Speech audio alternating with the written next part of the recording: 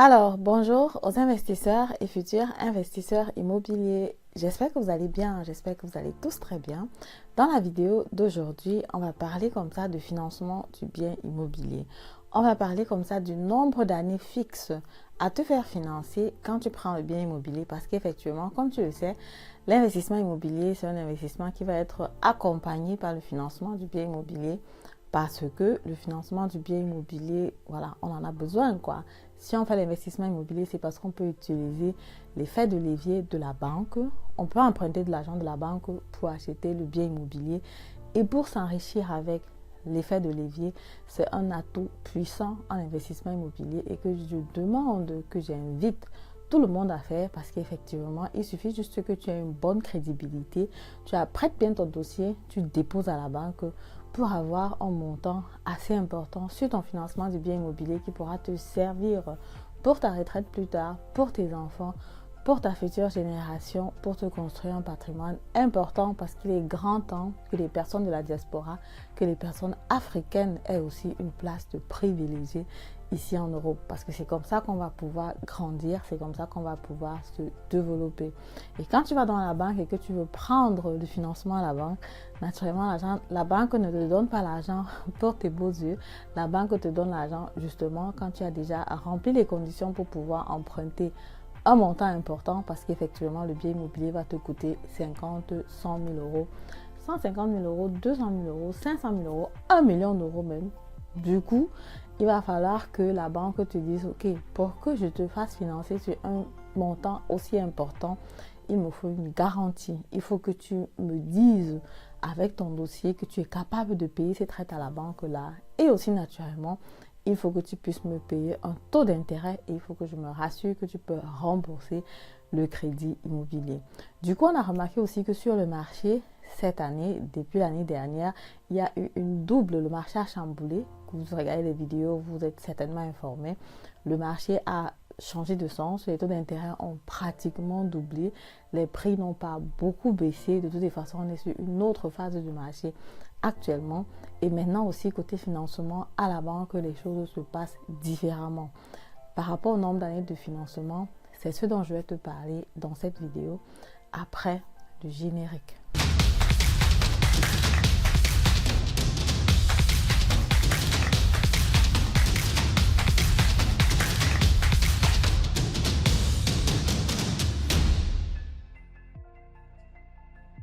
Alors, si tu ne me connais pas encore, mon nom c'est Madeleine Lintedem, je suis investisseur immobilier, entrepreneur dans le domaine de l'immobilier, auteur du livre Devenez millionnaire avec l'immobilier. Si le domaine de l'immobilier t'intéresse, si le domaine de l'immobilier te passionne, c'est que tu es ici au bon endroit. Je t'invite tout simplement à t'abonner à la chaîne, activer la cloche notification pour ne plus rater le contenu pertinent, important que je partage très souvent sur la chaîne. Du coup, si toi aussi tu veux que je t'accompagne sur l'achat du bien immobilier, cette année, c'était vraiment une très belle année pour moi. Vous avez vu les posts, vous avez vu les publications. J'ai accompagné plusieurs personnes à faire leur acquisition immobilière malgré le fait que l'année était assez dur, malgré le fait qu'on travaille sur une autre phase du marché. Mais quand tu as le bon produit, quand tu as le bon service, quand tu as le bon accompagnement qui va avec, naturellement, les personnes te font confiance. Donc, si tu veux savoir tout ce que je propose, premièrement, c'est la première consultation qui est gratuite.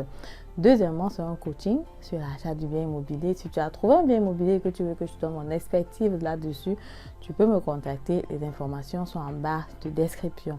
Tu as la possibilité de prendre une formation en ligne. Tu as la possibilité aussi de me contacter tout simplement pour que je te présente des biens immobiliers que je commercialise pour que tu puisses acheter si tu remplis toutes les conditions.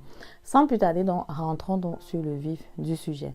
Comme je disais au départ, investissement immobilier, ça va avec le financement du bien immobilier. Quand tu vas financer un bien immobilier, ce que la banque va te demander, la banque te demande un taux d'intérêt et un taux de remboursement. Le taux d'intérêt, naturellement, c'est l'argent que tu vas payer à la banque parce que la banque a bien voulu t'emprunter de l'argent. Le taux de remboursement, naturellement, c'est le remboursement de ta dette parce qu'il ne faut pas oublier que tu dois rembourser la dette. Ce qui se passait jusqu'ici, c'est qu'effectivement, les banques classifiaient le taux de rembourser le taux d'intérêt sur une période fixe parce qu'effectivement, la banque fait un travail en amont avant de t'octroyer un crédit immobilier. Et ce travail-là doit être payé. Naturellement, il y a quelqu'un qui travaille derrière l'ordinateur, il y a quelqu'un qui va s'occuper de ton dossier, il y a quelqu'un qui va regarder ton dossier, vérifier ton dossier, valider le dossier. Il y a le crédit d'Abteilung et tout le reste. La banque est dans les locaux, il faut qu'il paye les employés. Bref, il y a les coûts pour travailler ton dossier. Et maintenant, pour ça, la banque te demande justement un taux d'intérêt que tu vas devoir payer de façon mensuelle. La banque aimerait que le taux que tu fixes soit sur une période de 10 ans, de 15 ans, de 20 ans, bref, le plus longtemps possible. Parce que plus c'est long, plus ça fait que la banque sait qu'ok, elle compte sur cet argent-là, quoi. Ou bien il y a de fortes chances que tu rembourses cet argent ou que tu payes cet argent-là pendant cette période de temps. Donc, quand tu vas à la banque et que tu fais un financement à la banque, que tu prends un taux d'intérêt fixe, en général, ça arrange beaucoup plus la banque parce que la banque sait déjà qu'ok, sauf en cas de force majeure, la banque n'aura pas son argent, mais en temps normal, normalement sur une période de 10 ans, sur une période de 15 ans, sur une période de 20 ans, la banque peut avoir son argent.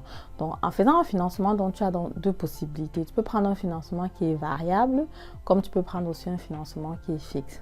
Un financement qui est variable, ça signifie tout simplement que chaque fois qu'il y aura changement sur le marché, ton taux d'intérêt va aussi changer. Ce sont les personnes qui achètent généralement le bien immobilier pour revendre qui prennent généralement ce type de taux d'intérêt parce que le but, ce n'est pas de garder le bien immobilier pendant longtemps, mais c'est d'essayer de vendre le plus rapidement possible.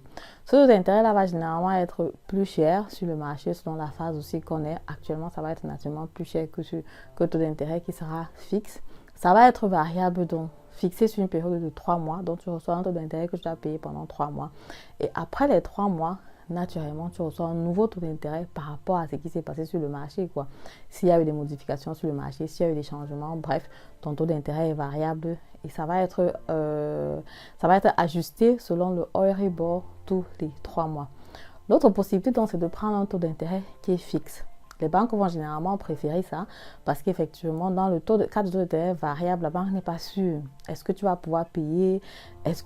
Si le marché change, si les taux d'intérêt augmentent directement, taux d'intérêt variable aussi, il faut avouer que la banque ne donne pas ça à tout le monde, quoi. Il faut avoir fait ses preuves, il faut avoir assez d'argent, il faut pouvoir convaincre la banque pour que la banque accepte qu'ok, on te donne un taux d'intérêt variable parce que la banque ne veut pas que si la banque centrale dit peut-être que bon, on augmente les taux d'intérêt et que naturellement on augmente aussi sur toi, il ne faut pas que ça soit un problème, quoi. Et si vous vous souvenez, la crise de l'immobilier aux États-Unis 2008-2009, c'était justement parce que là-bas, plusieurs banques avaient octroyé les taux d'intérêt variables aux personnes privées. Et c'est donc ça qui avait créé les problèmes.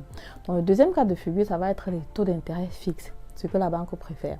Donc, du coup, avec taux d'intérêt fixe, tu as la possibilité de fixer ton taux d'intérêt sur 5 ans, sur 10 ans, sur 15 ans, sur 20 ans, ou alors de prendre ce qu'on appelle un Volltilgung. Ça veut donc dire que tu prends un taux d'intérêt sur la période complète de paiement du remboursement de la dette.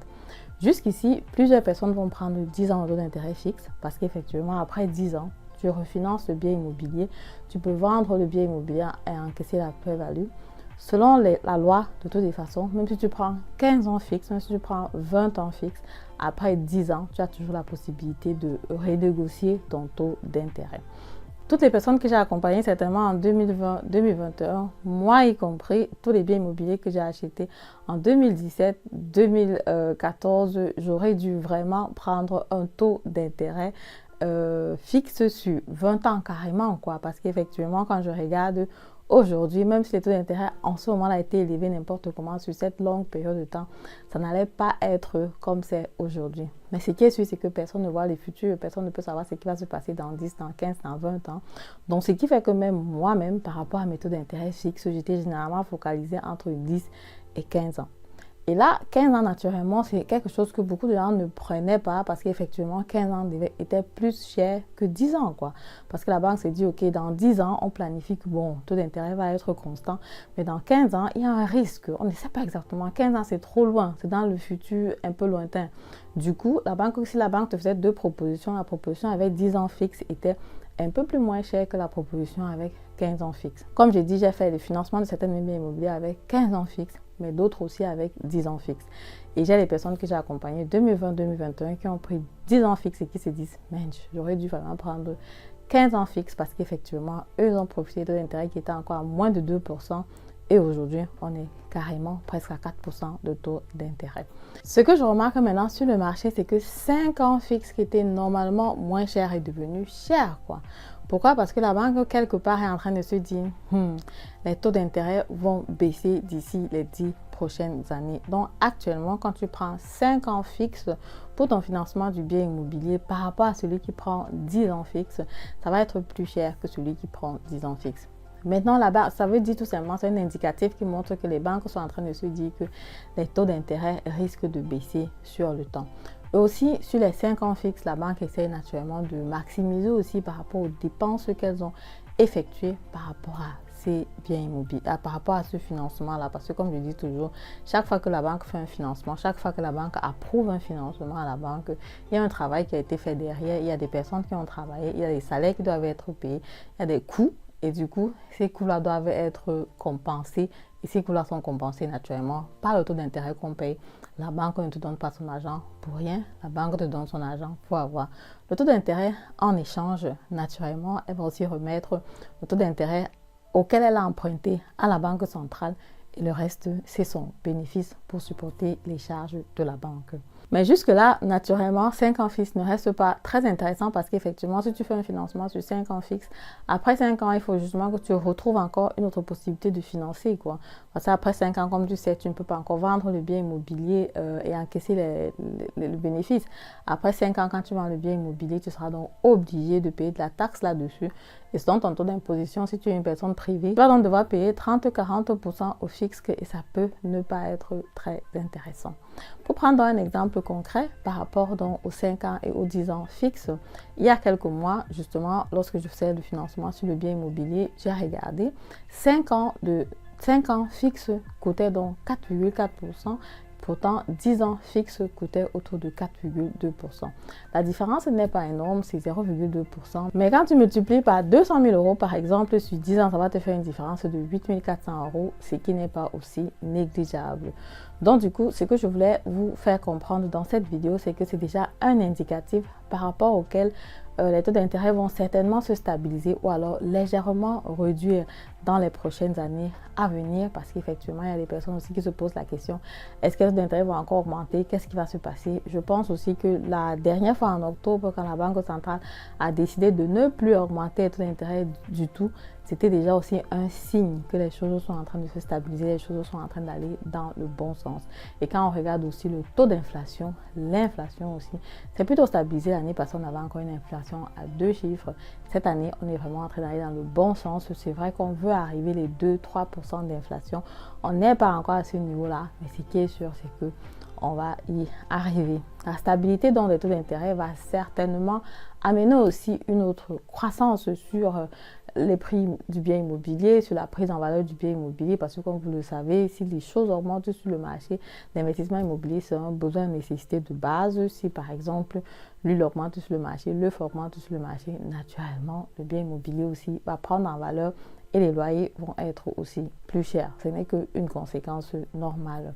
Donc toi, si tu es propriétaire aujourd'hui, c'est que tu vas en profiter. Si tu n'es pas encore propriétaire, je t'invite justement à être propriétaire pour pouvoir profiter de ces avantages-là.